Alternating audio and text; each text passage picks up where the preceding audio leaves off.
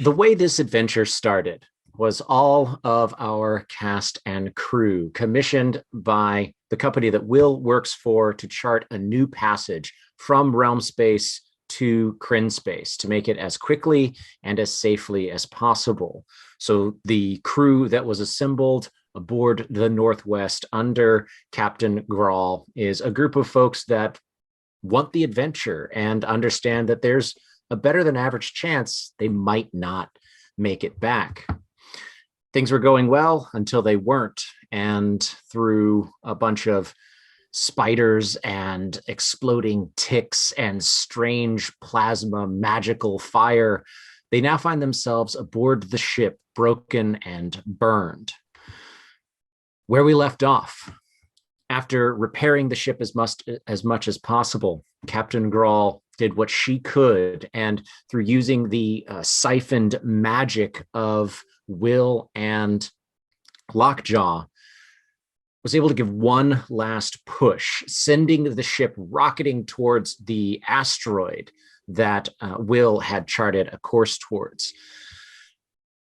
The magic was overpowering and cracked the spelljamming helm in half. The ship continues to accelerate well beyond what anybody is used to or anyone on the crew is used to, as well as what the ship itself is used to. Each day, if they're lucky, through a little bit of fishing, which is difficult at these speeds, and through the druidic magic of Lana, the Drider chef, a little less than half of the crew is able to have a cup of water and a single meal. Dehydration, starvation, and the fact that they can barely sleep is coupled with the fact that everybody feels double or sometimes triple their weight as the force of gravity pushes against them as the ship continues to rocket forwards. 5 days of this leaves a number of crewmates unconscious. A couple of them have passed away from starvation. A couple of them have passed away with strange puncture wounds and burn marks on their bodies. It's not uncommon for any of the crew, including the 4 officers, to wake up in a spot that they didn't realize they had passed out and dragged to safety from. It was in this state that we started this show, with Lockjaw coming to consciousness, failing death saves, seeing Klein, the former ensign, decide that the best way out of the situation for him was to throw himself, noose around his neck, from the railing of the ship. Ruin, you have just come up the stairs to the top deck. You see Klein throw himself off, and you see Lockjaw reaching out and then passing out unconscious again. You are the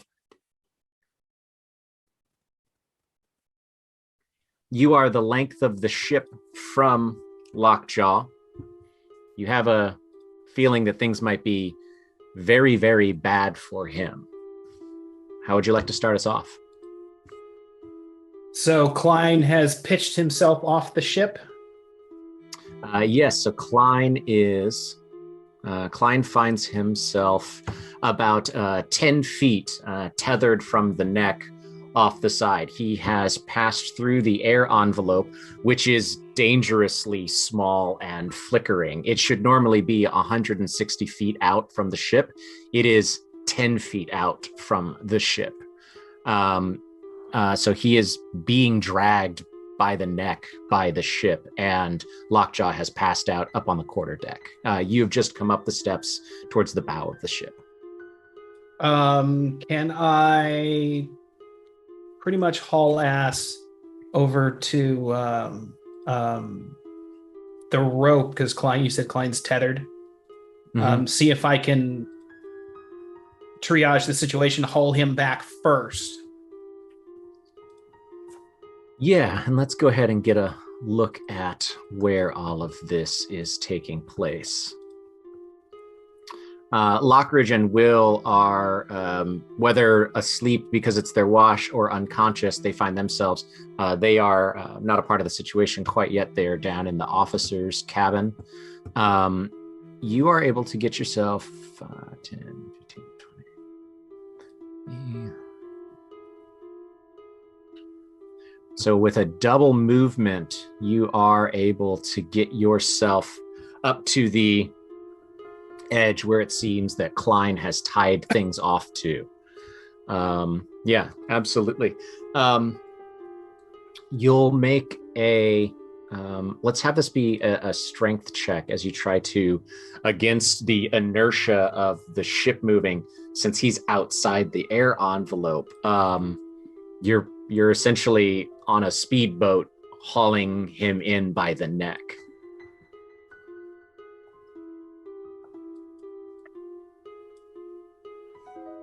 And that's a 7. Oh. So yeah, you are struggling to, and you can't overcome. You can't overcome the resistance that his body versus the speed of the ship is, because like this isn't just a normal, like you guys don't normally feel the effects of what is essentially pulling G's. So with that, can I just start making a ruckus to see if I can get more people on deck? So there are about there are people on the deck already. Half of you, as you look around, at least one person you're pretty sure is dead, and a couple handfuls other are unconscious. But yeah, if you sort of scream and shout a little bit, make a persuasion check. We're going to call it a persuasion check, but we're just going to kind of roll that to see, is anyone able to come to your aid here? Not me. Sorry. That's a 6. Oh, nice. At this point, like you see a couple of people sort of like there's one person in this group down in the little well next to the broken remnants who starts to like grab at the railing to try to pull themselves up.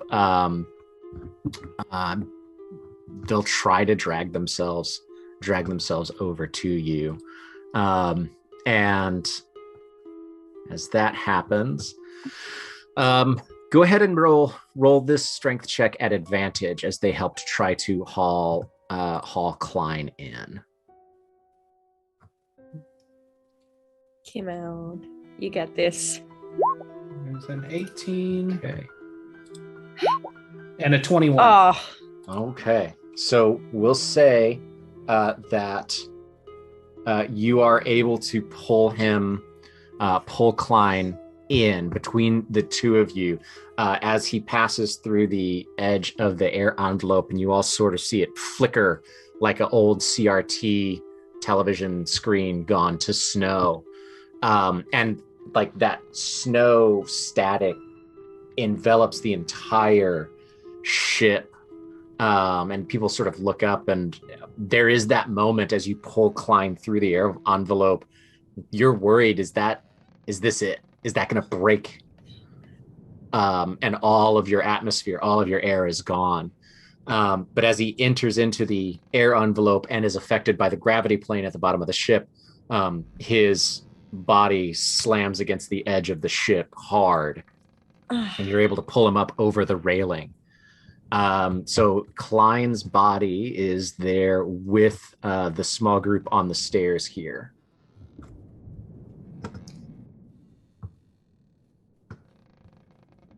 Can I check and see whether or not Make a medicine he's even check. alive?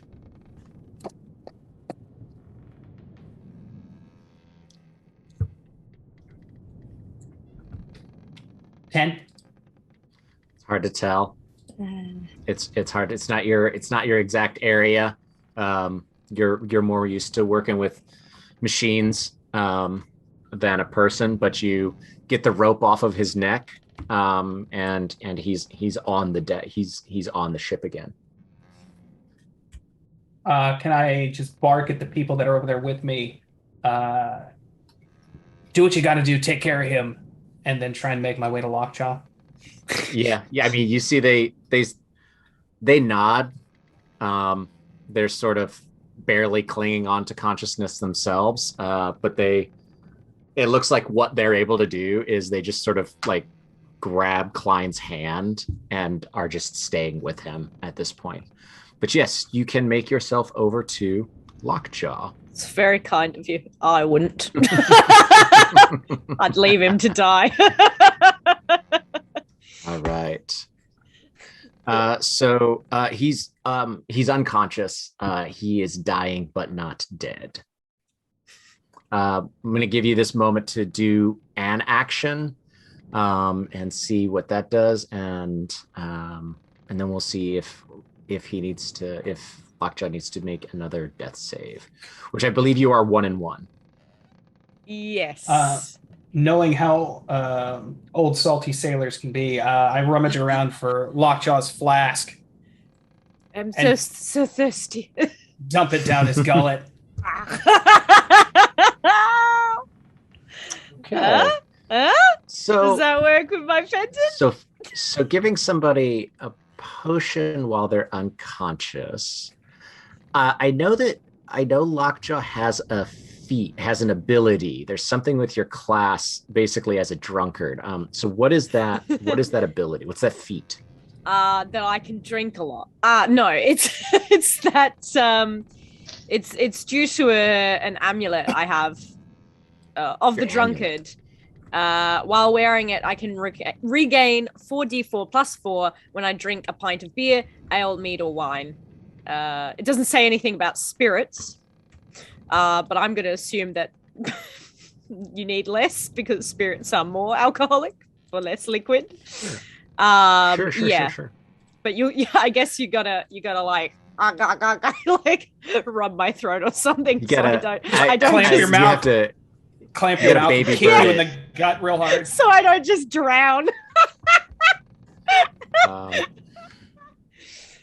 Oh man. Yeah. We'll say then that's gonna get you back up. Yes. Then. So that'll get us there, and that'll get us out of the clear. So describe. You probably only catch a couple seconds of consciousness before you fall back unconscious from exhaustion, not from the dying status or anything like that. So in those 2 or 3 seconds of being brought back from the edge of death by this last swig of whiskey, what is that like, Lockjaw? I think Lockjaw like drinks it, runs his tongue along his dry lips and off his kind of sucks his tusks to get the last remnants of alcohol, kind of like grabs Ruin. It's like, is there no whiskey left? And passes out. What? Only beer? I mean, it's his flask, so. Absolutely. Fantastic. I am going to roll here. And we're going to say that Klein, we're going to see if Klein survived this. So we're going to set this pretty high. Klein's going to try to hit a DC 15 here. And we're going to give him essentially a Constitution save here.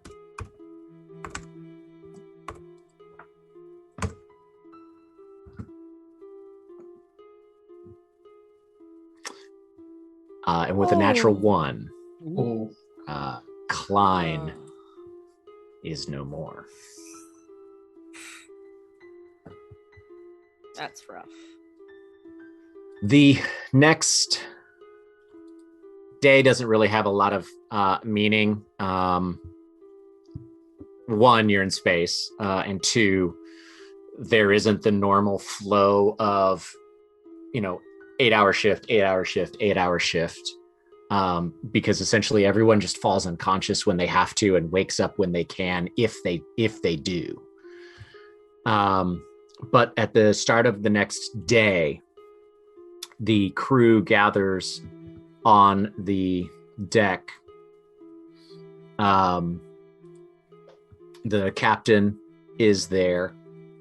All of our officers are there on the deck. Klein has been wrapped in his hammock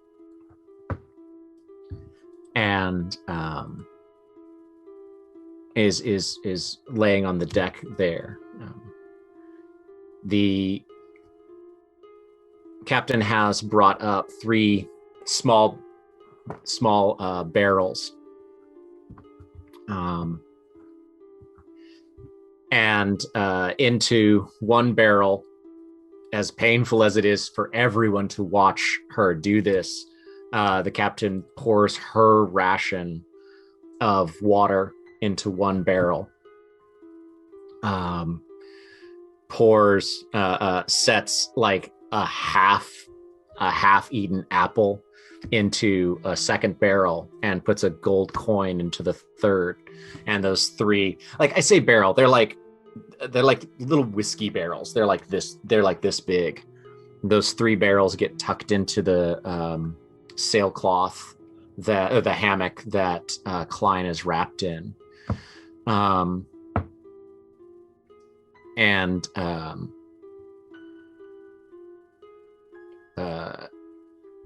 The captain says, Klein sailed with me for a number of years.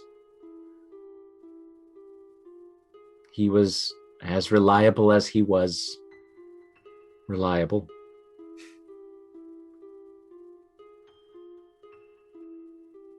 But for his faults, he was a good man and a good sailor.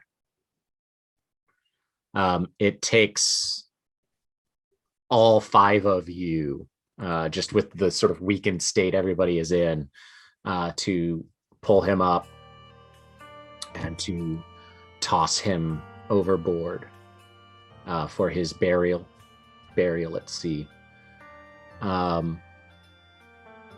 Lockjaw, do you the captain sort of nods to Lockjaw and to the other officers and asks if anybody has any other words that they would like to say. Lockjaw's Ecto, you sort of have first dibs at something to say here. Gosh, I wish I'd warmed up.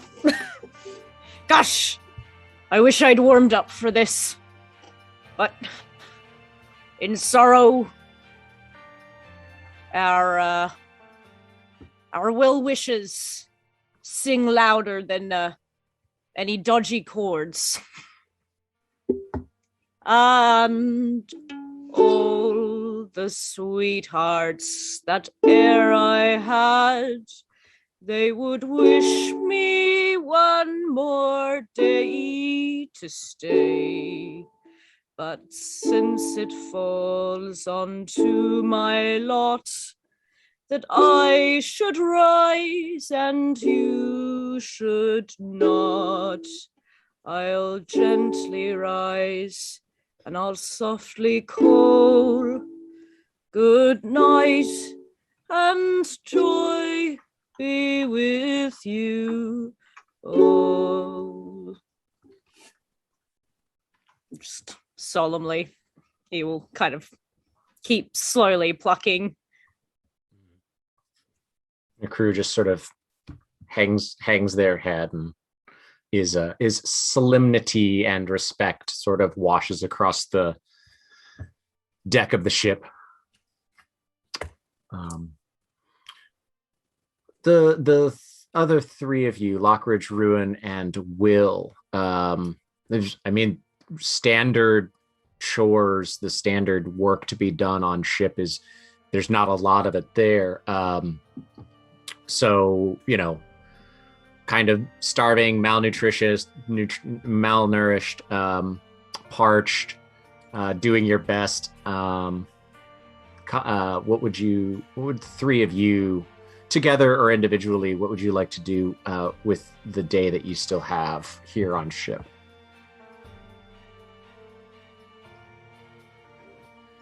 Will has been pretty regularly and not quite obsessively, but probably more frequently than is necessarily required, checking star maps against any sort of recognizable things that we fly past, to not that we could do anything to change it, but just to make sure that we are continuing on the course that was originally set. Great. Make a survival check for me.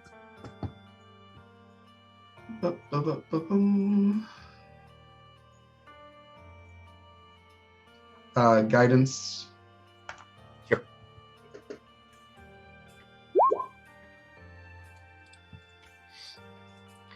You don't 11 altogether. 11. You're confident that you haven't drifted, and you're relying on your sort of telemetry navigation of that first launch, and hoping that this sort of unexpected speed doesn't put you at the right spot but too soon. But you think that you should all sort of probably within the next 12 to 24 hours, it's tough to remember what day it is, but you think you're about 12 to 24 hours away from where you think you're supposed to be. Will doesn't spread that around to everyone because they don't want that to, if that calculation's off, people looking forward to that and that not happening could lead to more problems. Then it would potentially help. But will make sure that Captain Grawl knows, and we'll also probably tell Lockjaw and the Locks in Ruin. The Locks. The Locks. I love it. Nice. Speaking of Lockridge, what would you like to do for your day? So as this has been going on, Lockridge has been like kind of squirreling away supplies. How does Lockridge look? Oh, yeah. I mean, everyone has lost an amount of weight that makes them look less healthy. So, I mean, the pounds that is on, so Lana, her exoskeleton looks ashy and cracked in places, and the skin on her torso is sort of sallow and all of that kind of stuff. The scales on the captain look dry and not and much more brittle than they normally are. So that subsequent, imagine going nearly a week now, having a glass of water and a microwave sandwich for breakfast, and that's all you eat every day. Now, Lockridge has had what they've been hiding, so however you choose to share or continue to keep that to you, you let me know what Lockridge looks compared to everybody else. Okay. Lockridge is not he's neither a pleasant person when it comes to food, nor is he a very intelligent person. So I imagine that while everyone is losing weight, Lockridge really hasn't lost nearly the kind of weight that everyone else has. He's not, I wouldn't say that he's eating as well as he normally does, but he definitely does not look as in as much dire straits. And for that matter, neither does the gnomish engineer who's hopefully keeping the secret of Lockridge's stash and the jerky that he's been making to himself. As Lockridge did not account for water, because obviously water in the Astral Sea is is still quite sparse as well. Lockridge will be taking the day and the time to try and boost some morale in and around the place. As morbid as it is, he is going to go to Klein's like kind of footlocker and start doing what most, I believe, Maritimers kind of do. Anything that's not like kind of, reserved for next of kin is starting to get handed out. Boots and shoes and drawings and maps and stuff. Anything that they have is being kind of like who wants a new pair of shoes? Who who wants Rot? I've got what looks to be some beard oil. Does anyone want some beard oil? Come on, look. I can't use it. Will looks at Ruin. I mean, that's useful for a lot of things, not just. Would you want it? If we're handing out stuff, I can find a use for it. All right, I'll toss the beard oil over to Ruin and say, all right, now I've got a partially stained spaghetti covered shirt. Just needs a bit of a wash. Might be a while before you can wash it, but and I'll just be again like I said, just doling out these sundry belongings.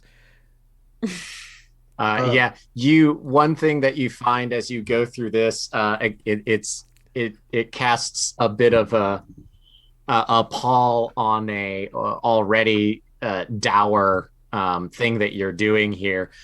You find essentially like a little bamboo cage, about half the size of a shoebox, that it looks like you would have to guess is that Klein has this. It's this little spiny. It looks like a cross between a rat and a horned lizard. It looks like he kept it as a pet, but this thing also has not been fed, and so it is just sort of a hard husk of this dead pet that it looks like Klein had been keeping secretly in his footlocker, and you would have to again imagine that he would sneak it out and feed it during night watches or something like that. Has the body been thrown out to sea already, or is it still kind of there? That happened this morning, so we'll say that this is sort of your day after that has occurred. All right, Lockridge will pocket the tiny rat, and then we'll have a little mini burial later on in the day. That's nice. He'll wrap it up in a tiny handkerchief, give it one copper piece and a thimble filled with water, and maybe a strip of jerky, and then just sort of throw it out. Chuck it. Just chuck it. Okay. Nice. That's surprisingly sweet. That's very As a quick aside, since you asked about appearances, Will actually probably looks surprisingly unaffected by the rationing, especially since he voluntarily gave up his rations. So this is something doesn't comment on it, but that's something that has not gone unnoticed by some of the rest of the crew. And there is, especially for Ruin, who is still seen as one of the guys by a lot of the rest of the men and women of the crew from time to time. There are rumors. You hear rumors that there's an engineer who has a stash of food. This gnome. You've heard rumors that Will and the captain have made a deal, and that that is why some of these bodies that have been buried in space, sent over the edge, that they're catching them when we're not leaking and cooking them in the middle of the night, and that's why there's just these little rumors of and somebody will chime in and say, oh no, that's ridiculous, that's not what it is. Lana makes food for the officers that she doesn't say that she can do anymore, and that's what it is. So even some of these rumors contradict each other. There's a couple of crew members that then pipe up and say, don't you talk about the captain that way. She's doing her best. She nearly killed herself to try to get us where we're going. And people, boo at him and throw stuff. And things are getting pretty dire. Bruin, what do you want to do with the rest of your day? Probably since, because you said we're moving faster than Spelljammers normally move. Yeah. Probably to keep people somewhat busy, organize groups, and me myself too. Just kind of a routine walk around, check structural integrity of the ship, make sure we ain't got bits falling off this boat, stow those fucking rumors, and get your ass to work. Very nice, very nice. Make a If anyone wants any old-timey insults, I have not been able to use smell fungus, which is for whiny travelers, which I do believe can be used against the crew in this point. That actually sounds absolutely perfect for it. Make let's call this either a performance or... Well, no, we don't need to make it into a check. Yeah, you're able to do that. And that actually, you put folks to work, and that does sort of calm things down a little bit. Even if it's work that that maybe doesn't need to get done, you have people doing it anyway. It's like the enlisted guy who's mopping the deck of a carrier in the rain, but it's a job. And that actually seems to, surprisingly enough, help with morale quite a bit for the day.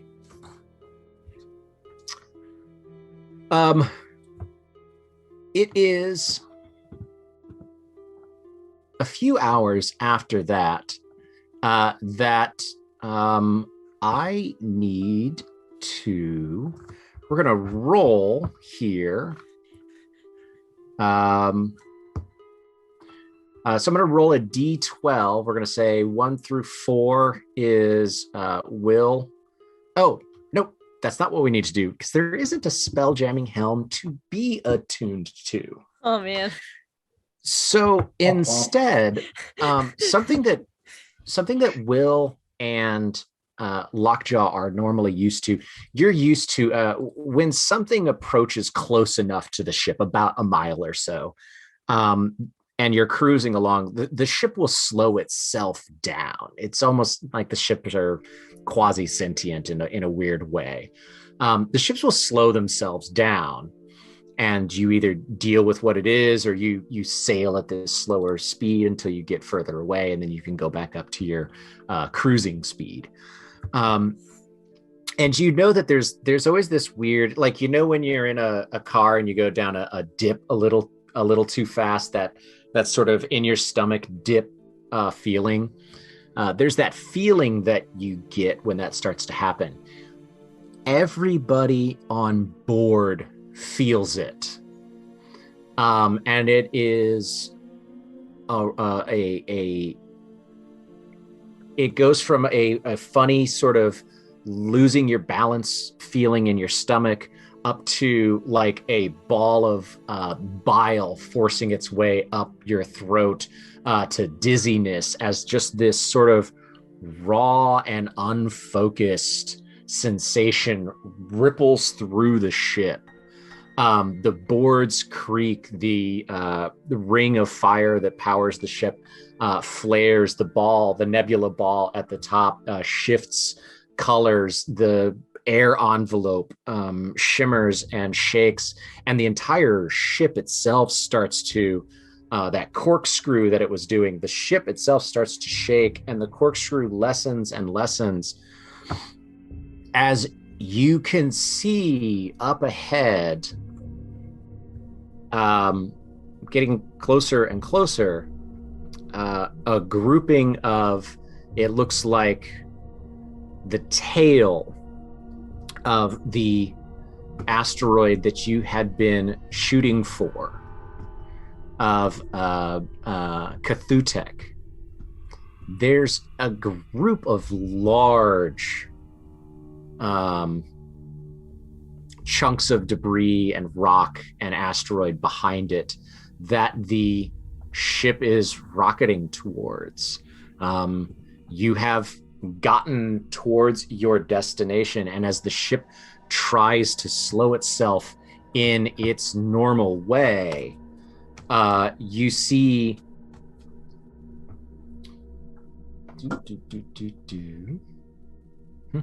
I have to double check it because there actually are rules for this. Size of creature or object struck. There we go. That's right. reassuring. Oh, yeah. Is that right? Wow, I think it is. No. You make us You're just very twisting nervous. the knife at this point. Well, can we actually tell if we're going to crash, like into stuff before we crash? Normally. Oh wow, Roll20 is still trying to roll the dice that I rolled. Like What? they haven't popped up yet. There we go. It did the math. What are you doing? So normally, Michael, yes, the person who is attuned to the helm can tell that there's something there, and they can sort of use the senses and see what's going on and all of that. Because there isn't the focus of the helm anymore, essentially, you all can tell it the same way. Oh, that's a horrible reference. I won't use that reference. The same way that anybody standing on the deck of a ship sailing at high speed towards a large rock would be able to tell. I think we're going to hit that. Oh my god. Okay, sweet. Because I would like to try something if I can see that we're heading towards it.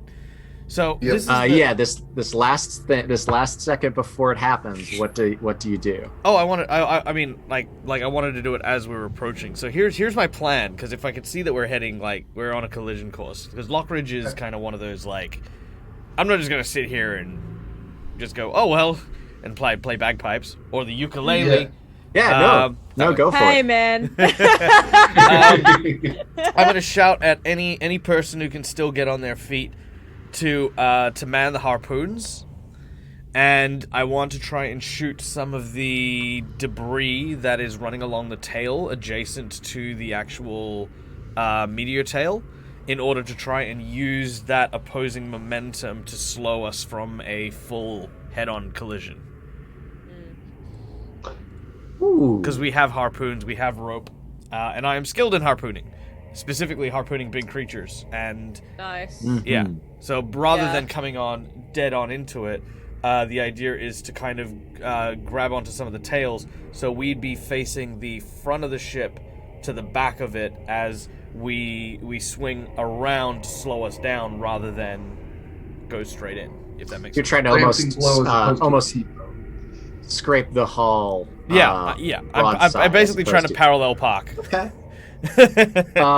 I was. Yeah. Tell you what, it's a wonderful idea, and a fully fit and lively crew would probably be able to hop to it very quickly. Roll a persuasion check, and this is just the idea of, not the idea of persuading them that it's a good idea, but this roll is going to determine, are people physically capable of doing this fast enough under your guidance? And I'm going to say that the captain starts echoing your orders. I mean, you start doing it, the captain realizes what you're doing, so you can make the persuasion at advantage. All right, could I do that with an intimidate? Because basically, do this or I'm going to shoot you. Well, everyone's dying anyway, and I'm pretty sure that an intimidation... Yeah, what are you gonna do? Kill me? Don't threaten me with a good time. All right, here we go. With advantage. Don't threaten me with a good time. Yes. Yeah. Yes, with advantage. All right. Oh, that's all right. That's a 16. 16. All right. We're going to say that you guys, you tie some ropes to the shot for these smaller bolt cannons that have been designed for this ship, and under that, we're just going to shave We're going to shave 2d10 off of the damage that the ship is about to take. Yay! So, Good. Similarly, as soon as Will saw this, he'd be shouting below deck that's not right. for people to hang on to something if they did not see this coming. You rolled it badly. Hey, that's pretty good. Mhm. So 92, 82, 80, 74. So the ship takes 74 points of damage as you collide with a fairly large size of these asteroids. You don't hit dead on, and the asteroid tears into the side of the ship. Everybody goes flying, but we'll say between slowing down and Will shouting down to the lower decks, nobody flies off the rails. Everyone stays on the ship. We don't have anyone overboard, and it doesn't seem that we have any casualties from the collision. Where you find yourselves is crashed into one of 3 large asteroids that seem to have broken off from the main tail of the comet. 2 things catch your attention. One is a web of laser beam-like beams of magical energy in blue, green, and red that web themselves, that tether these 3 asteroids together. The second thing that catches your attention is a large sailed ship that did not fare so well as it crashed into this. You can see that one of the large asteroids is crushing a good third of the deck of this ship. Its bow almost broke. Her back's almost broken. And the bodies of sailors floating in space as they had been flung from this other ship. It looks quite a bit like this. Oh, wow. Well, that's cool. That's horrifying. I love it. The ship is at a stop. Everybody make a perception check for me, please. One day I'll have a character who's perceptive. That's not Hey, that's actually bad. quite good. 17. Wow. 15. Everybody. There we go. Dang. Run. There it is. All right. There's one. Can't have everyone with a good perception. That's just not normal. Lockridge is busy sort of trying to get some of the ropes back on. All right, I don't know if you realized, but there's a big rock, okay? I was busy focusing on the big rock. Lockjaw, Ruin, and Will, of all of this, the thing that you notice the most is the derelict broken ship and the larger asteroid that it has crashed into. Between the 2 of those things, they seem large enough that they have created a much larger air envelope than the Northwest creates. As the smoke from the fire and the toxic, poisonous air that you've been breathing for 3 days begins to lift and filter and be replaced with fresh, clean, breathable air as you've slipped into the gravity well and air envelope of this much larger body in space.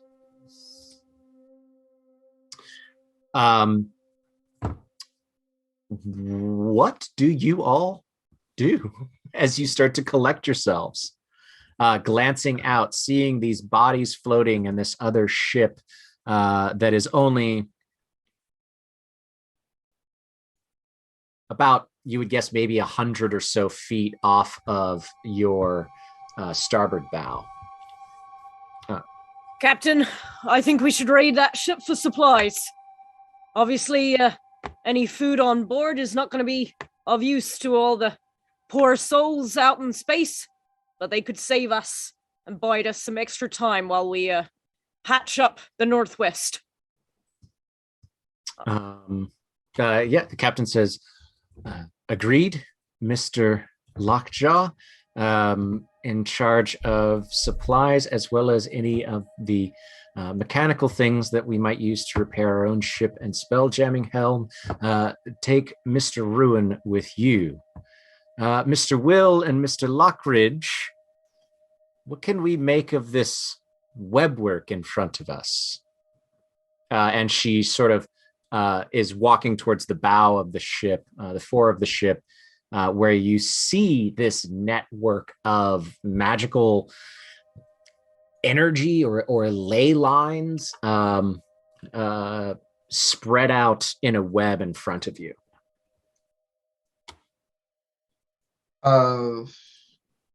Can I make an Arcana check, or has Will seen anything even vaguely similar to this?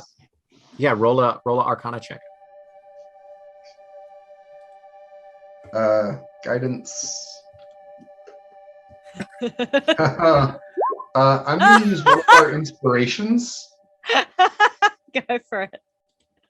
Yeah, that sounds about right. A good time for that.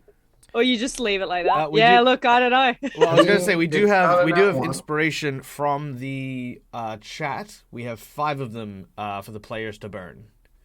I just used one of them. So we have I'd say that's pretty important to know. This is important. Yeah, it's just not the dice. The dice don't have it. This is not something that you've come across. I will see if this bites us in the ass, but I'm going to use knowledge of a past life to try and boost that a little bit further. That gets us above a 10 at least. That's an 11. It's an 11. Goodness gracious. I think that our percentile is to 75 at this point. Yeah, that sounds right. That's a 10. Well below. Yeah, you're fine there. Even with the 11 though, this is not something that you've encountered. You're not sure what it is. You can see, I mean, it's on the map, so I'm going to address it, obviously. That's here. You can see that these lines are bouncing between these sort of floating, magically charged crystals that seem synchronous in place around these other large asteroids. Those crystals are not a part of the asteroids, but you have no idea what it is that they're supposed to do. Lockridge, why don't you take your perception check as you take a look at all of this? Actually, Lockridge was going to ask if, because Lockridge is a bit of an old salt when it comes to things. Like he's been on multiple ships. He's like sort of done campaigns. He's been a wartime GIF. He's been a peacetime GIF. Can I make a history check to just see if I've ever just come upon something of this nature? 100%. Absolutely. Go for that. It's good idea. All right. That is a 14. Okay. With a history check, I'm going to say that this is something that you have not encountered, but you have heard of. All right. If I use an inspiration to potentially get higher, would that be potential for more information? You're pretty close to a threshold, so it's up to you if you want to go for it. Sure. I'll try to get the extra threshold. So I'm gonna roll. Gonna get that, and no, that wouldn't give me jack. Yeah, that's fine. I'll take the 14. But because I like to pretend like I'm actually using them up. Sure. Like my dice actually have a limited supply of ones that they're allowed to give me per game. Right. It's true. Yeah. You got to train them. Train the ones out of them. You've not encountered it personally, but you've heard of another soldier talk about these, another sailor talk about this. So it's a trap essentially. It's a web that it's kind of binding these 3 together. They have a larger gravity well. They have a larger air envelope that attracts certain types of creatures. It's larger, so it can slow down smaller spell jamming ships, kind of like it did for yours, kind of like it seems like it did. The ship that's crashed is larger than your ship, but it's not like a massive galley or anything like that. And so it's designed to essentially be a decoy of sorts as a trap. And as you look into it, you see scattered throughout it, caught on these beams of magical energy, almost as if, almost like an insect on a strand of spider silk. I know you just dealt with spiders. It's not spiders. That's just the reference. It's always spiders. You see about a dozen or so space dolphins. There's no other word for them. That seem to, a couple of them are dead, but a few of them are still struggling against it. And it's actually at that point, I like it. It's actually at that point, everybody make a will save for me, please. What? Yes. We're gonna die by space dolphins? No. You can never trust a space dolphin. I've always said I don't want to. Dolphins. I've always said I don't want to go out by space dolphin. All right, so will fails. Nunchucks of the sea, we call them. Was it a wisdom saving check? Yeah. Yes. What? Lockjaw saves. Yes, I'm wise to their ways. You nearly marry a space dolphin once, and you remember their tricks. But you fuck one goat. Lockridge fails, and Ruin. Where's your? No, Ruin will save. So Will, this makes sense. Will and Lockridge, you're the ones that are up front.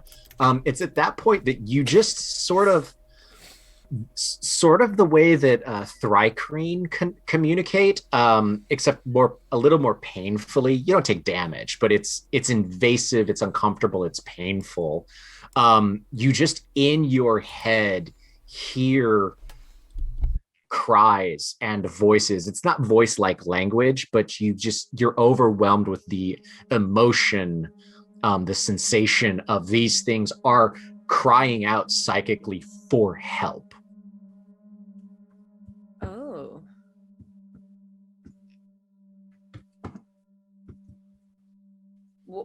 What's it like to people who passed the save? Actually, the way that this works out, you're far enough away. You're just not you're not hearing or affected by whatever this is. It's actually a good time to jump back to the U. So Ruin and Lockridge, essentially, the two of you. Maybe this is why you don't notice it. The captain.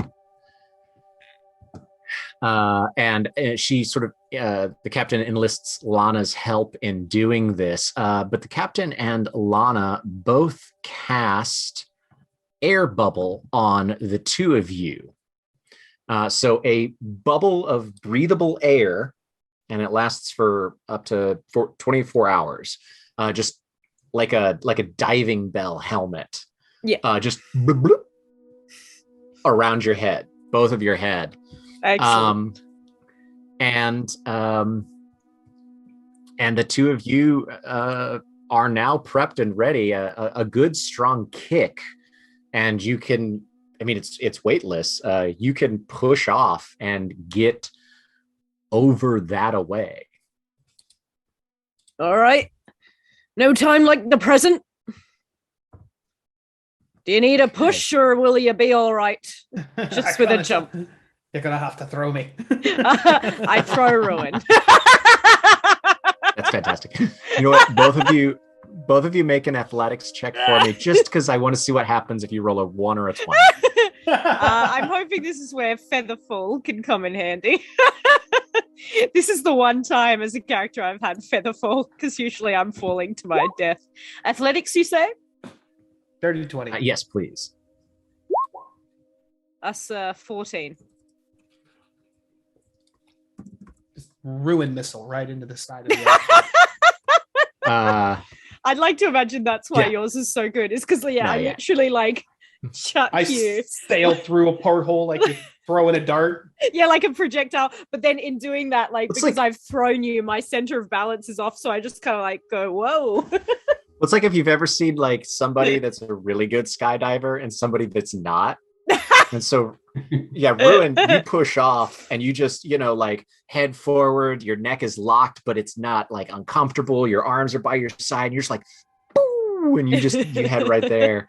And then, yeah, Lockjaw, you decide to try to tie your bootlaces halfway through it. Right. Yeah. Oh, I should get that. Ah! Do we make it okay?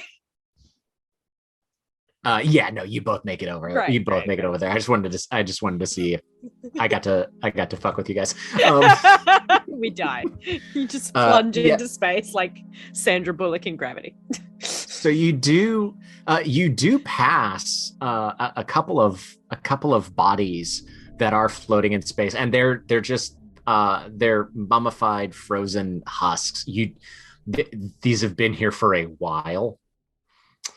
This is not a recent collision to your mind. This did not just happen. It's been days, weeks, maybe at least. But yeah, you are able to touch down and you sort of just land on the deck of this ship. It's splintered. The gravity plane is still working. The air envelope is still working. But you can tell that it's not the ship is not in tip-top shape. There are a couple of dead bodies. There's where you land. Let's go ahead and move you over here. Whee! And zoom in a little bit on you there. There we are. There is you see, actually, to you it is there's just a blob. There's a like bluish blob that has a bandolier and a belt with a dagger and a coin purse, sort of just floating in this blob of blue jelly, kind of half frozen, immediately right next to you, Lockjaw. And then you can see that there's a astral elf corpse, Ruin, just a couple of steps, about 10 feet away from you, just dead on the deck of the ship. And they are dead, right? Oh yeah, these are Okay. dead, frozen. Skin is half frozen, half boiled. Space is not kind to organic material. Is this a much fancier vessel? Is there any kind of like a It's not wayship, necessarily rowboat, fancier. skiff? It's just a different type of vessel. It's a lot more.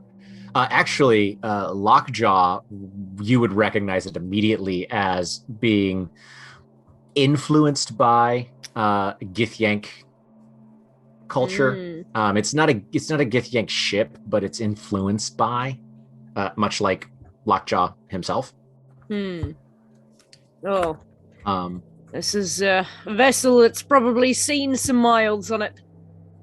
But is there a possibility of any type of like something we can pile supplies in, like some type of rowboat, skiff? If you take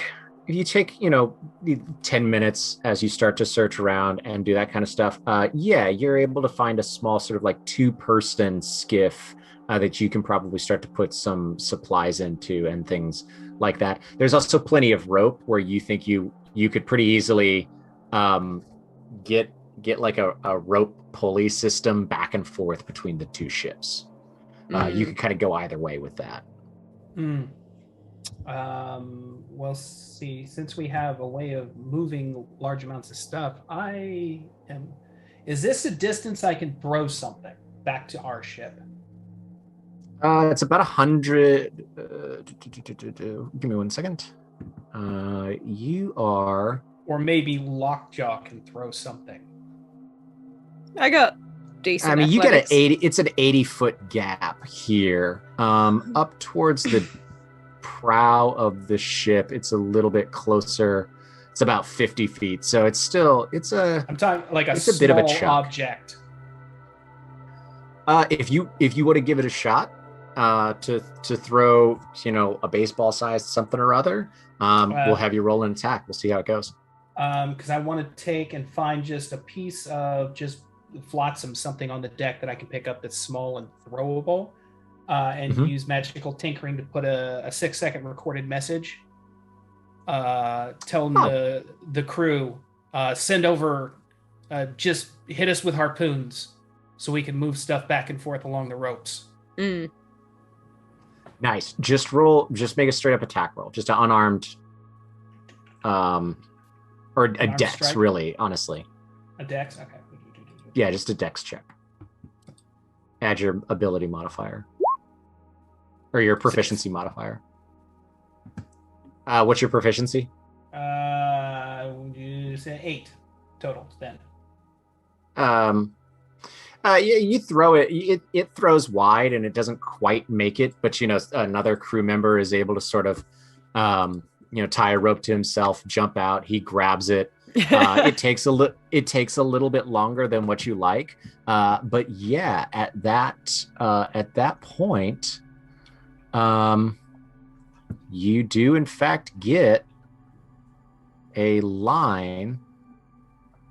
Well, I thought you were going to get a line.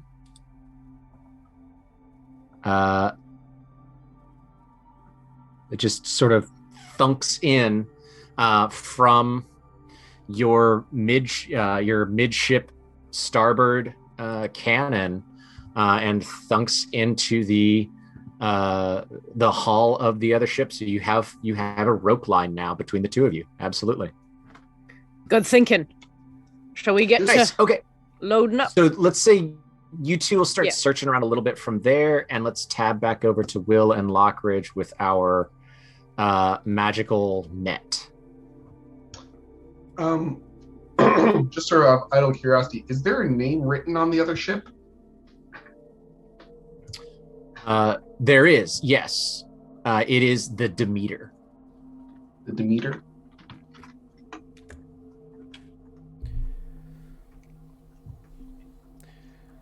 I'm hoping that means it's got plenty of food. And or at least alcohol. So while the other ship, while the web is made out of light, things are actively stuck to the light, it appears. Yeah, it looks like these beams of light are what these space dolphins are stuck in. Yes, that's what they're adhered to. They can't get out of the separate beams of light. All right. So we'll kind of back when I was touring with the Kilimantari, I came across something very similar where they used a kind of like a trap to create this net within the Astral Sea. It seems as though not only the dolphins, but perhaps even this other ship ended up crashing into it. If it weren't the one that actually put it out there. I mean, they could be very stupid and just put it out and then ride straight into it, which is very dumb. But So, you're saying that these webs are traps set up by someone? Oh, definitely. I mean, I wouldn't necessarily have used this specific pattern. Lots of large gaps, but yes, no, it's very, very high tech fishing. I prefer the harpoon, but that seems to be what these are. So I'd try and tell the crew to avoid coming into contact with any of the light directly. And if we want to break this thing, I imagine that what we have to do is we have to damage the relays that are placed around. I could see at least 2 of them here. There's that blue one and the green one. There's also another blue one over there, which I think is the interconnecting one. So if we break that, it should disrupt the lines and then free some of these dolphins. But I can only see that maybe that these dolphins might be grateful, but they might also be very angry. Because I would be very much upset if I was caught in the net. by Anything people that gets riding on a them- ship like this. Anything that gets they them to do- stop screaming. Yeah, and so as this takes you a few minutes to figure out of the let's say this 10 minutes and things like that. Well, first of all, you have a voice in your head that is without language but just emotion, crying out for help. Do either of the two of you do anything about that? No, I'm very accustomed to putting down my thoughts of my own self-innocence Okay, so and keeping it to one you side. push that down. Does Will react to that sort of psychic connection at all? Yeah, I mean, yes. Okay. They are How actively do you distracted. react? But you get the feeling you can't really react with language. So what sort of vibe do you send out at them?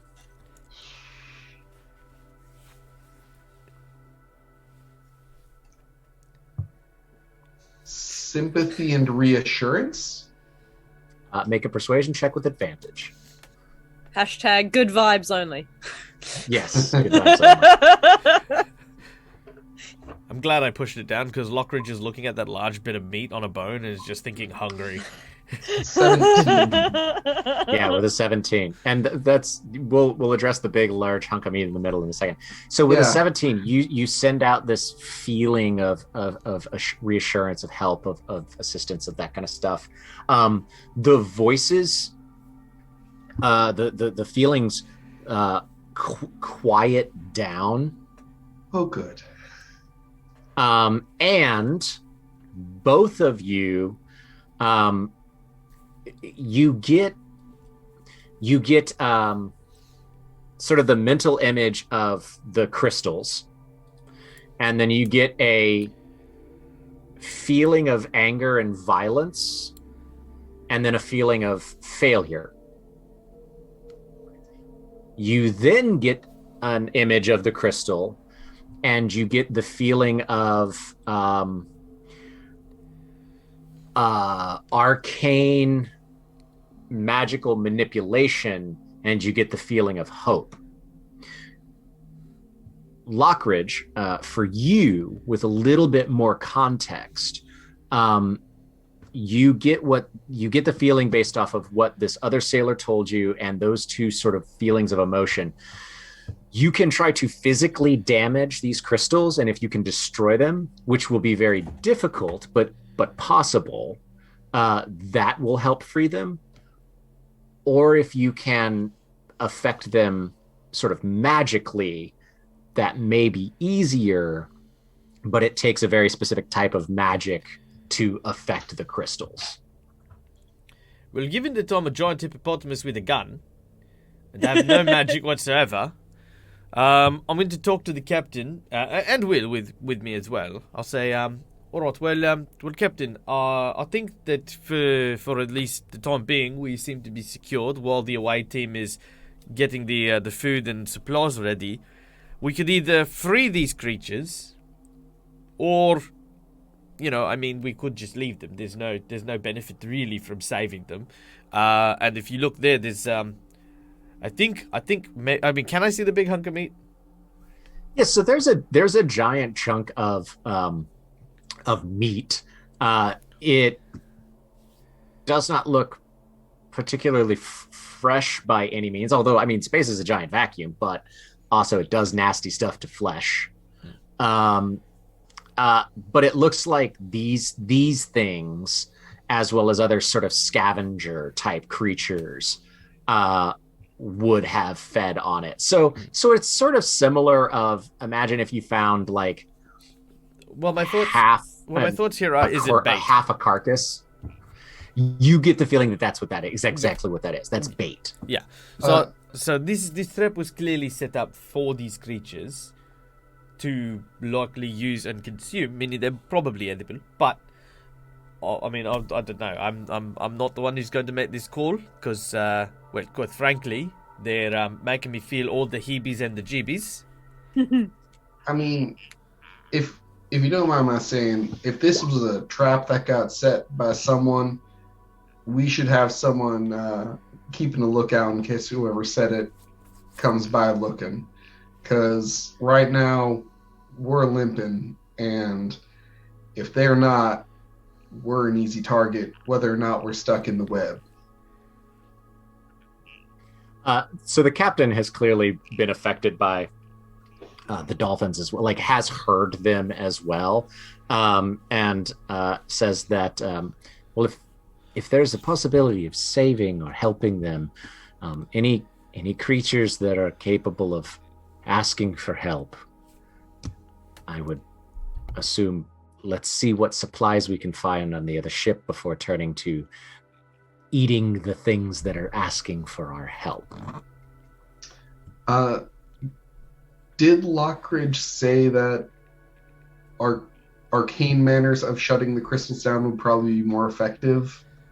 I probably wouldn't have said one or the other, but as we go back away from the captain, once that decision's been made, he'll probably mention like that he doesn't know anything about how to functionally use them, but he definitely knows how to break them.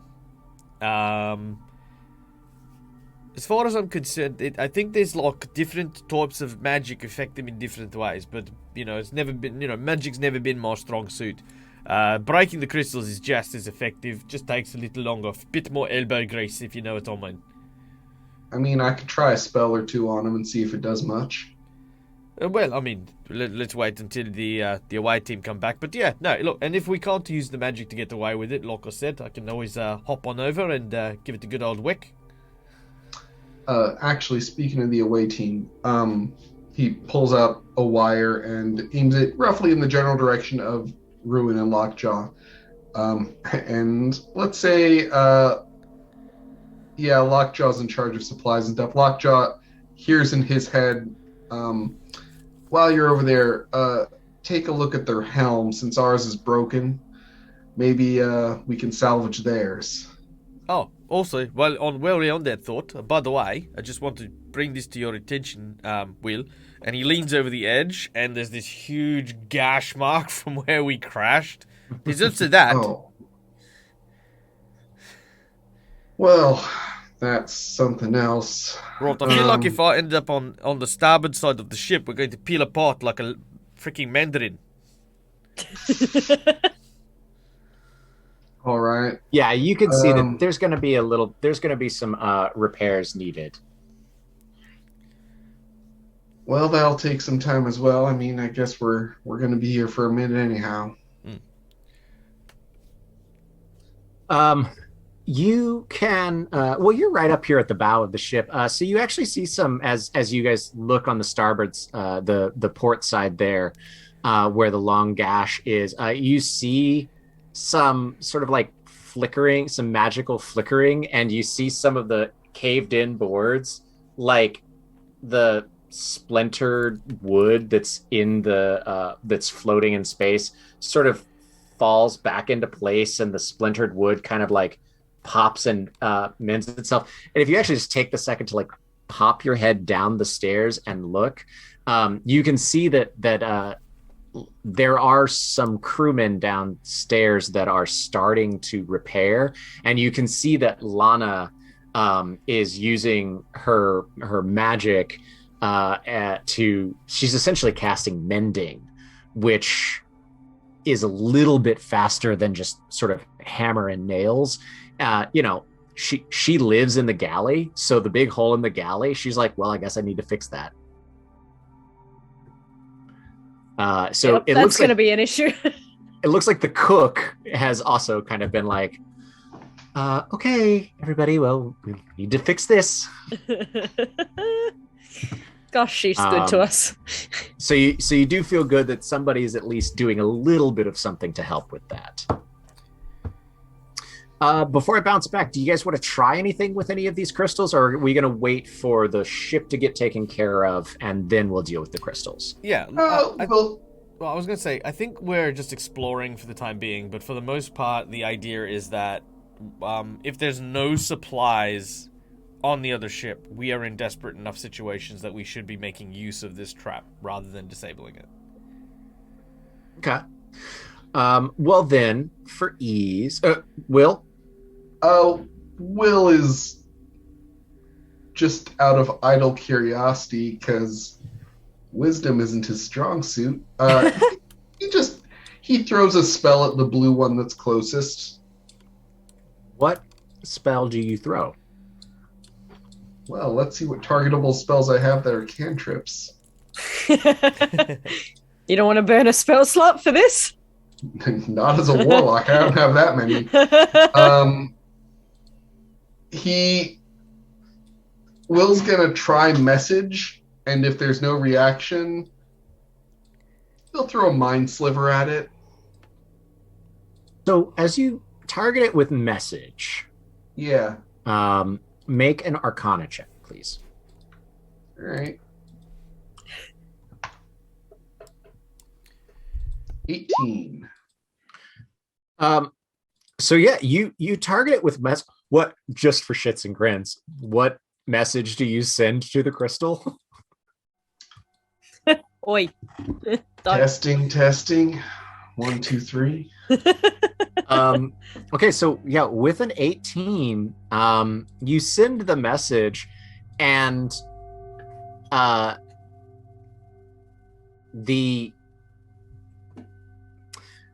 when you normally get a message back, which we need to potentially get from Lockjaw in just a second, there's like the sound of like when you pick up an old landline and the line is live but nobody's talking.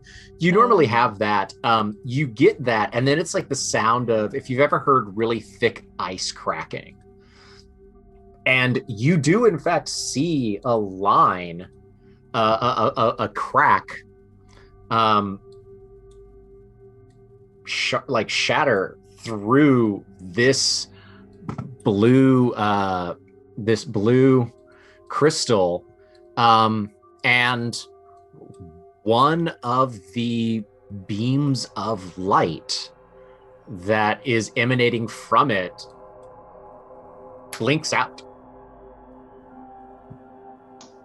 Good to know. Oh. It's not. Will looks a little sheepishly at Lockridge. Honestly, I did not think that was going to do anything, but hey, we learned something. Didn't either. You rolled really well. And It was bound to happen. What exactly have we learned from this?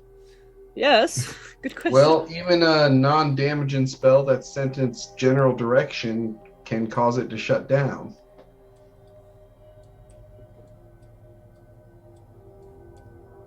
So any kind of spell will probably turn it off. Seems that way. That was just a standard message. Alright, and what did it say? I didn't respond back. It sounded like normally when I send a message, folks can respond, and it sounded like something coulda, but nothing did. So you're saying that the crystals might have actually been listening to you? I mean, I suppose it's possible. I've seen Stranger Things. Yeah, it's a really great show. I quite enjoy it.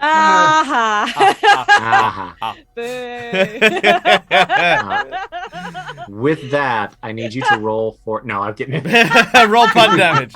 All right, well, look, I mean, obviously we know how to turn it off, okay? And I think that's fun. I think for the most part, no harm, no foul on that one there. But maybe we still hold off because, I don't know about you, but, I mean, feeding the whole crew, making sure that they're all well off, it's kind of the priority here as well. Yeah? Yeah, I'll hold off on any other spells. Wonder if a damaging one would make it break faster, though. We can try that later. I like your thinking. I like breaking things very quickly. It's very much my entire thing. I wonder if anything horrible and incredibly tragic has happened on the other ship. They're very quiet. So, as with that, I think actually here's what we'll do is since the consensus will be, well, let's take care of the ship first, and then we'll deal with the map. let us say that Will and Lockridge, you two head over this little rope bridge to join, because many hands make light work. As you're walking over, before you leave the ship, you do get your response from Lockjaw. You tell Lockjaw to look for the helm. Lockjaw, how do you respond to Will with that? I think he'll just be very curt. Aye, it's a good idea. We need something to steer the ship, but of course we're dead in the air if we can't get that hole patched up. Yep. And so as get nice. So then the two of you will get across the little rope bridge there, and Will, you can go ahead and let Ruin and Lockjaw know that between the cook and the captain, some repairs are already starting to go underway, and that gets you all aboard this ship. Yay! As we start to look for things. But we'll kick it back to Lockjaw and Ruin first. Are there any specifics that you are looking for, or that places on the ship? You know that the ship is bigger than yours, but it's still going to have the same basic stuff. It's going to have an artificer's quarter. It's going to have a armory. It's going to have a captain's quarters, crew quarters, stowage, ballast, maybe a treasury of some sort, those sorts of things. What do you guys want to look for and do specifically while you're over here, as you keep a general eye out? Yeah, I mean, obviously the helm's important, but if we can't make it through the days, there's no point in us piloting anywhere. We need food and we need water. That's the bare minimum. So I'm gonna mainly water, because that's water/booze, because that's most important. Of course, priorities: booze/water. Well, I imagine as well, like any liquid at all has been rationed, and so Lockjaw is probably somewhat in withdrawals, so like bleary-eyed and very short-tempered. If we end up in combat, we'll probably be at some disadvantages essentially as we go through the delirium tremens. I'm basically food and water is like my main thing, I reckon. What about you, Ruin? Probably take the helm, disassemble as much as possible while y'all load food and water. We'll spend time disassembling the helm and getting whatever pieces we need to get ours up and running again. Good lad. All right. Well, you yell if there's anything a-kicking on here that shouldn't be. And we'll, nice. start scrounging. Okay. Everyone who is looking... everybody who's searching the ship for stuff to take back, specifically, go ahead and make a investigation check for me, please.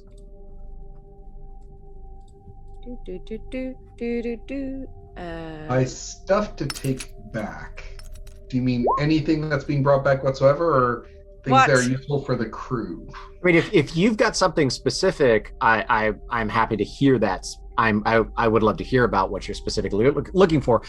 Giving me, I'm looking for supplies is one thing. If you say, well, I'm going through drawers because I'm looking for blah, blah, blah, that changes what you may or may not find. That changes difficulty checks and all that kind of stuff. So as specific as you want, I love to hear it.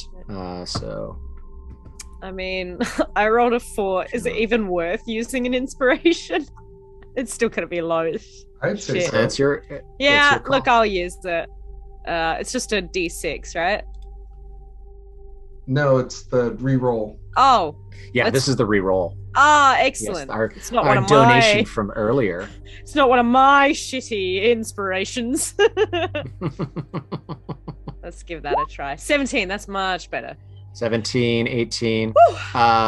Ruin, are you looking in general for supplies, or are you looking for something more specific? I'm just gonna start disassembling the helm. While you go to find the helm specifically.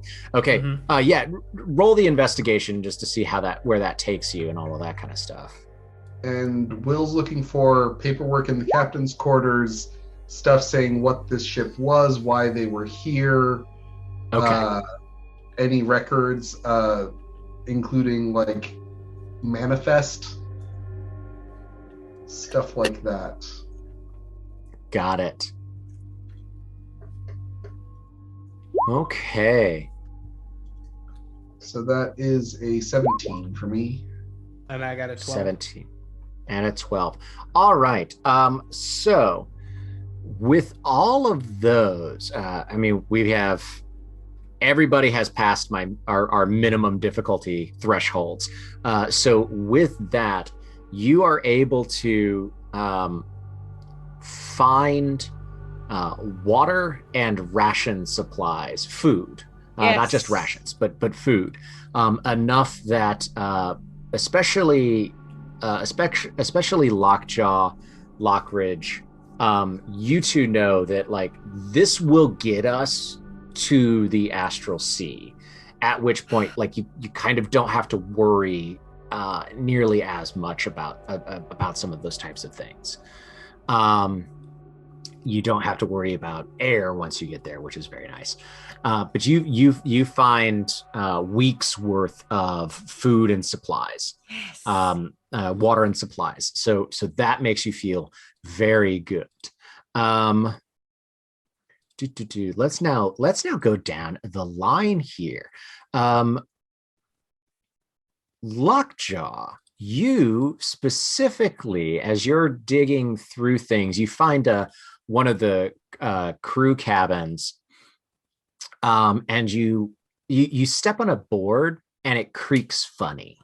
Oh, I thought it was going to have a nail in it. No. You step on a board, it has a nail, you impale yourself, you're done. Tetanus. Or that's it. Yeah, or not like step on it. Like there's it's like the bulkhead, the wall of the ship. Like you go down the stairs and you can see where you see where the railing is. It's like 7 feet from you. But then you go down the steps to the lower cabin, and the bulkhead is like 2 feet from you, and like it's closer to you than the bulkhead the wall is supposed to be. And as you sort of lean against it, the bulkhead creaks and starts to give a little bit. So am I thinking that this is some sort of concealed thing? I don't know. Is that what you think? Do you mess with it more? Yeah.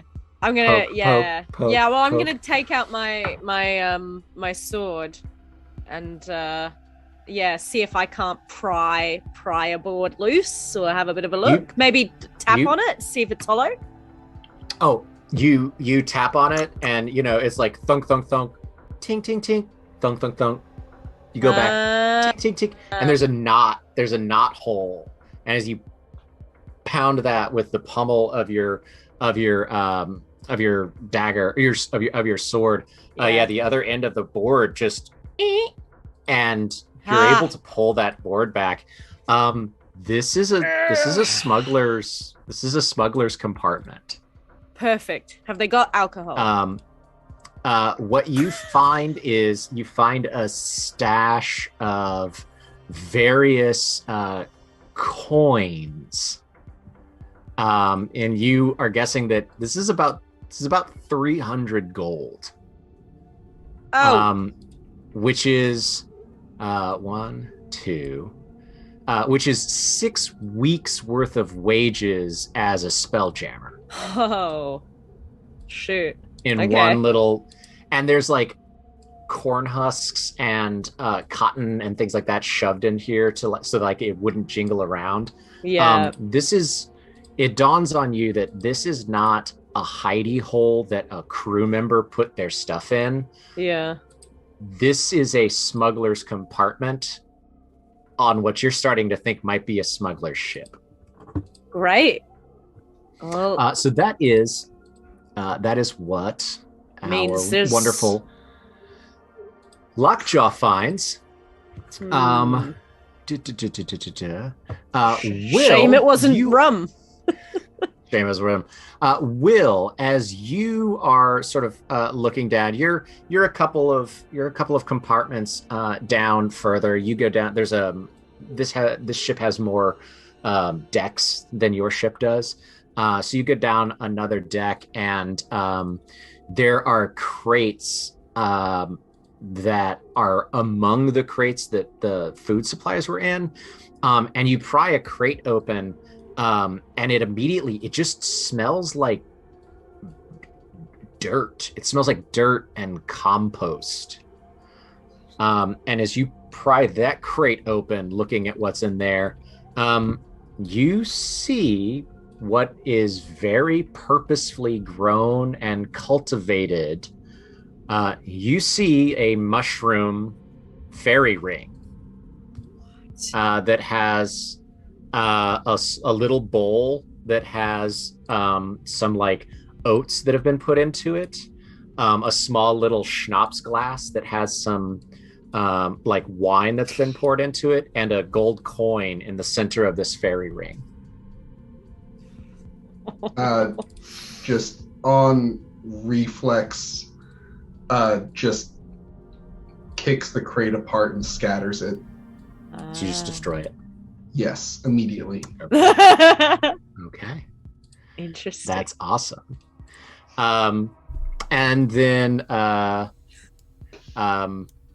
Ruin, you do find you find the door that you are assuming leads to the helm, and there's like bars. You can see that there is a spelljamming helm. There's a chair in there. The door is hardened oak and iron and is like double locked. Perfect. And I'm going to bounce back to you. I just want to make sure you did find your thing. Lockridge, you are towards the bow. You're towards the stern of the ship. You're on the second deck, which seems to be a lot of stowage.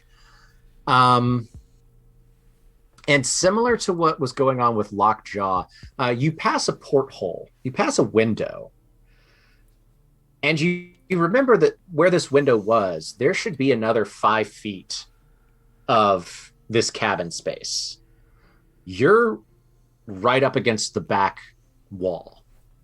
But there should be more room to this room. You're right.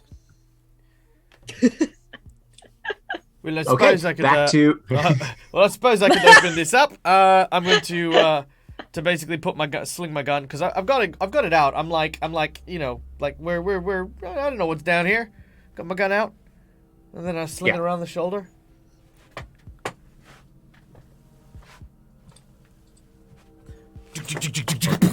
And I'm going to...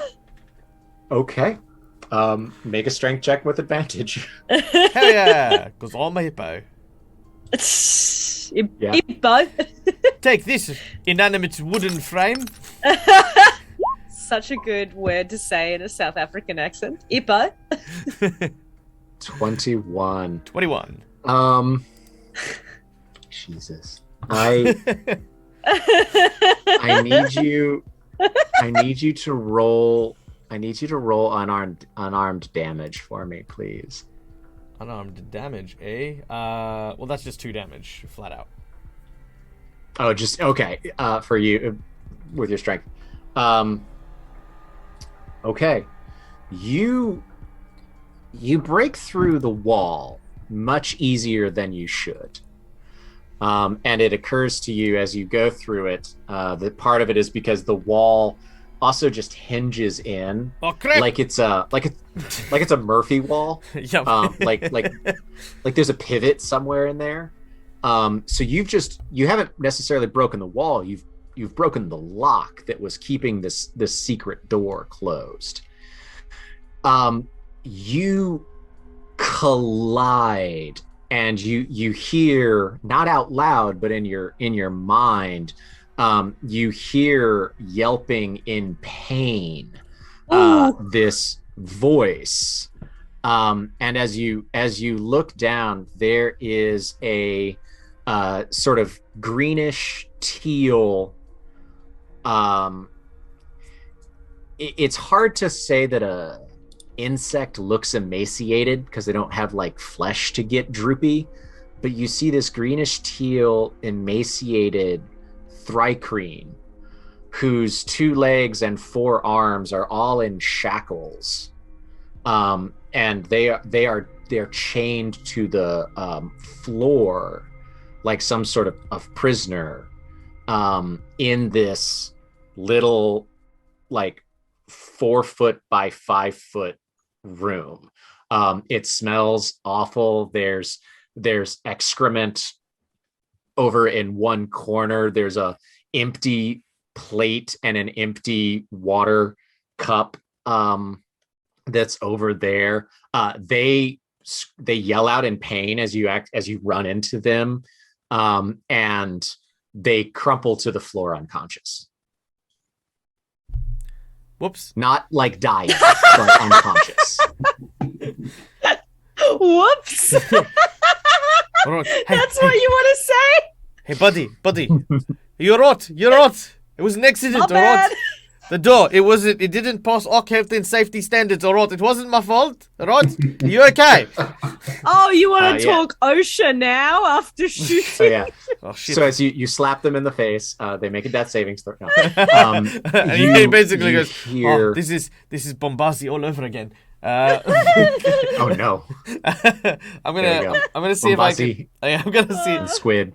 Yeah, I'm gonna see if I can try to grab onto I'm gonna see if I can try to grab onto the wherever the shackles are like attached to the ground, and basically just kind of wrap them around my hand and try to like break them from the flooring, so I could like just sort of huck this guy over and see if actually go find out if we have any actual healers back on board the ship, seeing as our healer hung himself. Yeah. Let's say, I mean, between your strength checks and advantage and all of that kind of stuff, let's say it takes a couple of pulls, but yeah, you're able to sort of essentially rip that out of the floor, and you throw this bag of sticks, this thrycreen, Remember, over kids, your if violence shoulder. isn't solving your problems, you're just not using enough. Apparently.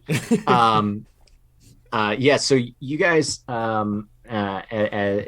as you do come together, I know, so let's say that we sort of come back together. You see Lockridge has this teal thrycreen thrown over the insect race, thrown over his shoulder. Lockjaw, I don't know if you mention anything specific about finding these smuggling hidey holes or not. I would mention the food. Oh yeah, for sure. The food, and there's sort of a chain of supplies that are making its way back over that rope, as you all have continued to look. And I will imply that I have found. I've found enough to make the rest of this trip worthwhile. But all the same, we follow an order here. And it's going to go straight to the captain first. If you think that you want to take more than what you're owed, then you're going to get everything you deserve, if you get my drift. Kind of, right. yeah. Is it threatening It's just Anyway. the 4 of us, Lockjaw. What's that? I mean, it's just us here. The crew's back over there, but it's very impressive. Well, I know that sometimes the spirit of sharing don't come to us all naturally, Lockridge. Well, I mean,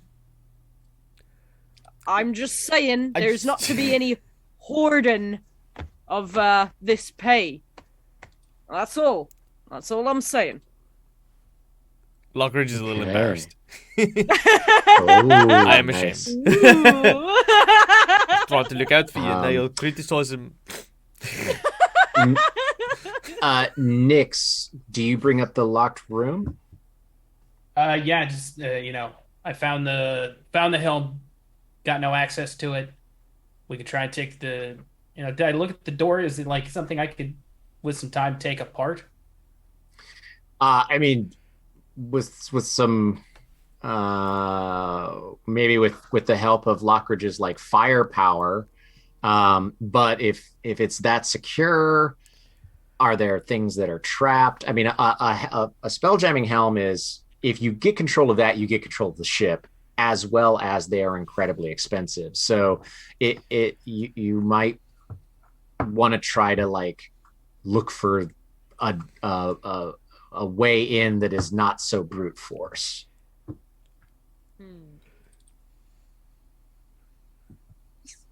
But yeah, I found the helm. I got no access to it.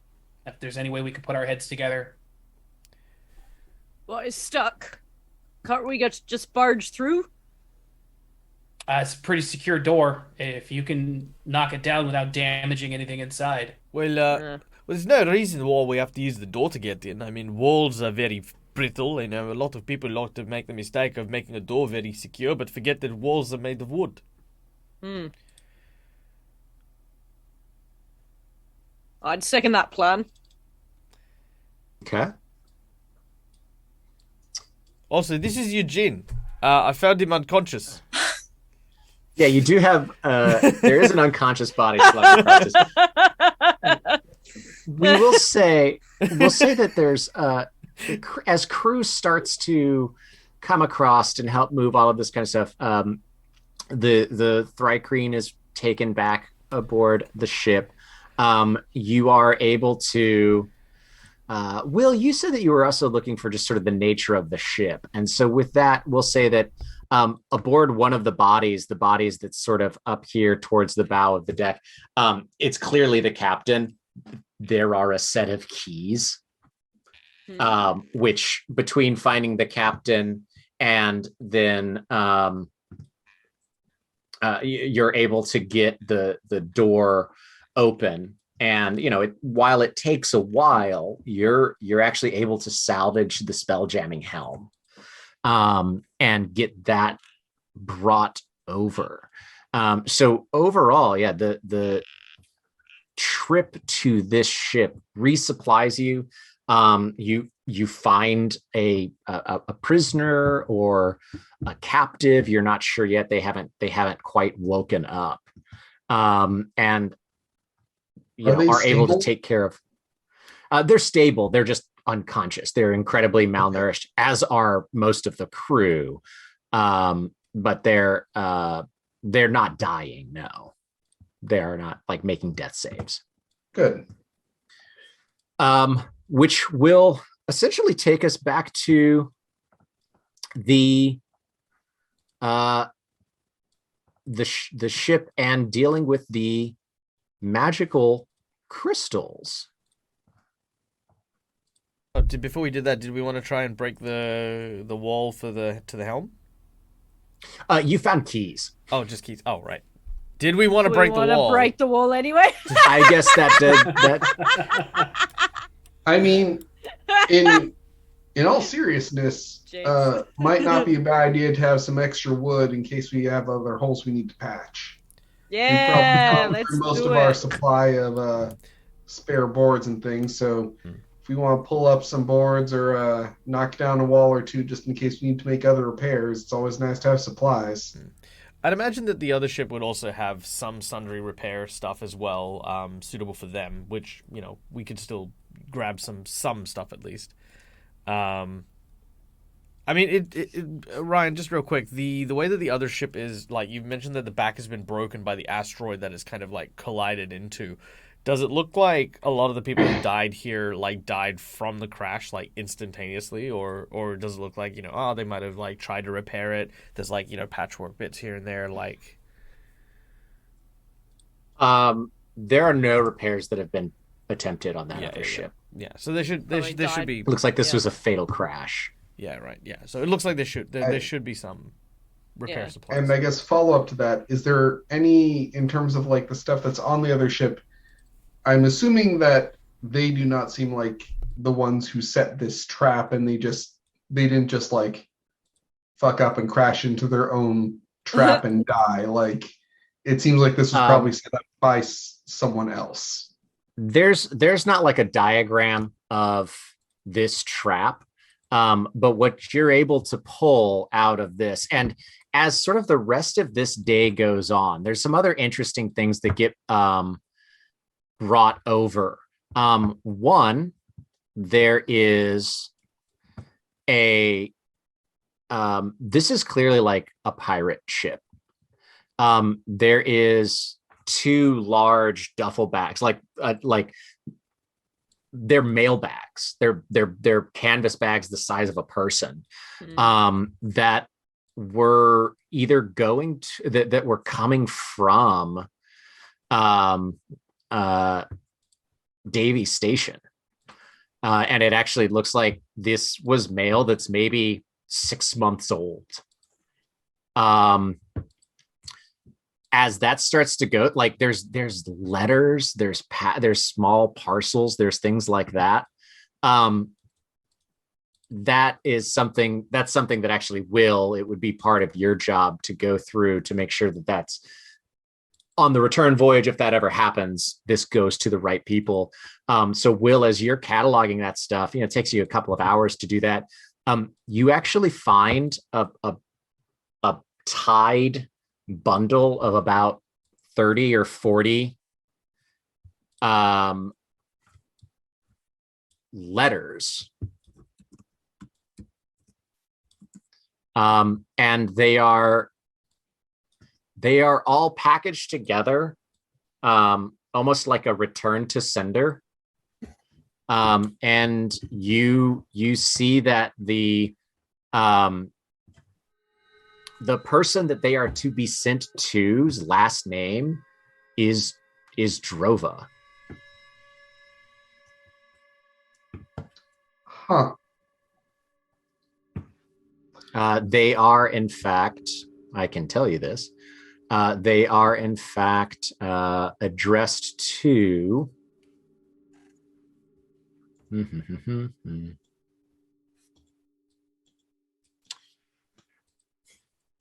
Looking for the name here. Kajina Drova. We know that. Drova. Will knows the last name. It's Ruin's last name. Yeah. Huh.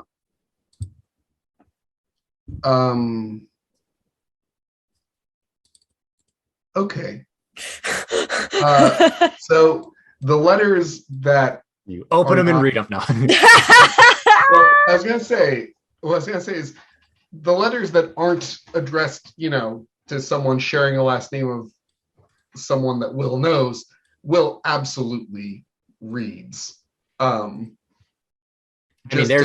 are hundreds and hundreds of letters here. That it's okay, so it's a mailbag.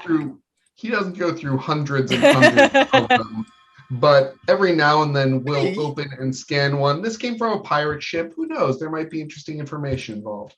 Mostly what you're getting. True, it's from a pirate ship, but this was clearly mail that seemed to have been going to Davis Station. So yeah, you open one up and it's and it says, Kayla, so happy you're making a new life. Sure do miss you, planet side. Love, Nana. Oh. You open one that says, we've been trying to reach you about your Spelljammer's extended warranty. Is there a it's mail? I'm just gonna burn that one to save them the headache. Also, something Will have done that I did not mention. They actually probably occurs to them after the fact, and they figure out an excuse to go back over to the Demeter. That crate that had the fairy circle in it, any markings on that crate? The crate itself is very plain, but like the bowl has Fey script on it. What does it say? It's an offering. It's an offering bowl. Yeah. That also gets broken if it did not get broken when the thing gets scattered. All right. Yeah, you stomp on it and the wood snaps. Cool. So if there isn't anything noteworthy on the crate itself, Good to know. And will head back to the northwest and look to find Ruin. Yeah, you find not a big ship. Ruin, if you would come with me to the quarters, there's something I'd like to talk to you about. Up. Would they break now? Oh, no one broke anything. Just something I think that you'd like brought to your attention. And as soon as we are not in the middle of the crew, now we've known each other a bit and sort of have an unspoken agreement that we don't like talking much about certain things. I found these, and I don't know if it's any relation to you, but do you know Kajina Drova? And you'll see me kind of, yeah. Just holds the parcel or the package of letters towards Ruin. So and I'll just kind of like snatch them, but like give you a look like, sorry. I didn't open them, but it was in the mail bag and recognized the name, or at least the last one. Yeah, and it's a stack of every letter that you've sent her over the last 9 months. They have not been opened. And then on top of it is one letter that is addressed to you. Goddamn ASPS. Do you find the time later to read the letter? Yeah, as soon as the work's done, we all settle in. When you are alone and read it, it's very short. It's one line. It says, "Stop writing me. Stop writing my son." Oh. For what it's worth, on the handoff of those letters, Will would absolutely incite the shit out of Ruin, or certainly try to. You could make an insight check. Ruin, make a persuasion or deception check. Don't tell me which. But just roll a d20 and add the perception, the bonus to it, and tell me what it is. Oh, how curious is Will? Will is really nosy. I'm gonna knowledge of a past life on that to see how high I can get on that. Yeah, I hope you win because I'm nosy too. 13. Oh, 14. I get it anyway. I don't need to knowledge of past life on it. Your surface level thoughts about that person? Just surface level thoughts, just an extreme feeling of like deep shame, regret. All right. So cool. Two more things happen fairly quickly. One, much later that night, as Will lays in bed, just as you drift off to sleep, you hear in your head the voice of Dannon as they say, "You know, I was very impressed by your little moment with the fairy ring earlier. Well done." Now, just tell me you didn't orchestrate all of this to get us to this ship so I could do that. No. It's far too much work to get you just exactly here. Although it occurs to me that where you're going, you might have a lot less opportunity to just happen across little silly fairy things. You might have to start going out of your way. Otherwise, well, I'm just not sure that I can offer the type of protection that I've given you from that other person's spies. And you drift off to sleep. No, I don't. Not after that.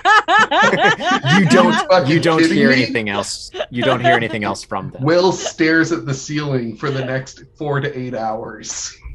You all do awake or are still awake. Will will also hear throughout the night just this. It's true. You guys do all share a cabin. I am sure they are used to it by now. You are awoken to the sound of whale song. Ugh. Mournful, beautiful, haunting whale Just like song. that. It wasn't in the sound list. I made it. Nailed it. And it's loud and it seems to rumble the ship. And as the crew sort of gathers on deck, and even the captain comes out of her cabin, and as you look, because there are these giant astral creatures, these giant astral whales, but you're still in wild space, and you can see this beautiful nebula off in the distance. A small nebula. It's either a very small nebula or it's very, very far away. And it seems that this collection of asteroids must be very, very near the edge of wild space, or you've drifted towards the edge of wild space and you're just on the very brink of the astral sea here. And as you sit, there's this weird sense of vertigo as everyone on deck looks at this nebula, and it seems to almost shift and shrink and solidify and take shape as the long strands of shapeless gas of this nebula become a curved shape,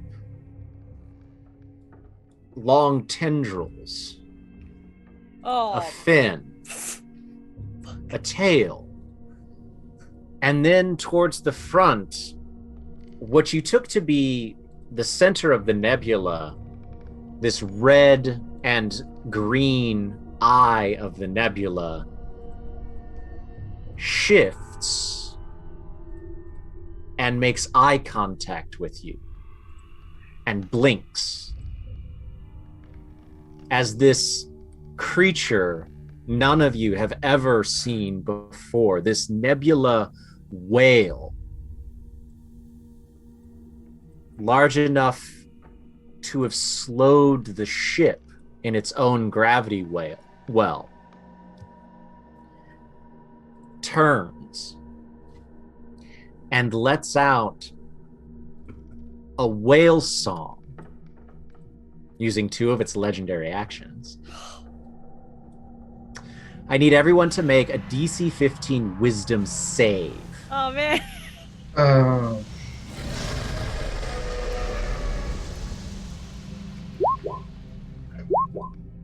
No. Holy shit. Well, See you guys later. Those of you that made the save take 9 points of psychic damage. Those of you that failed take 18 points of psychic damage.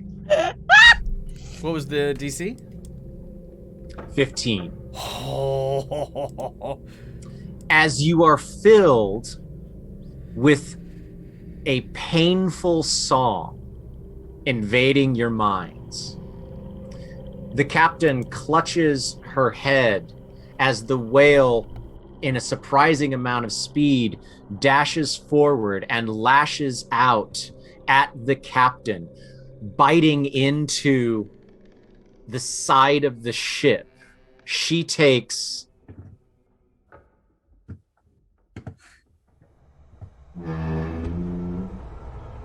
37 points of damage,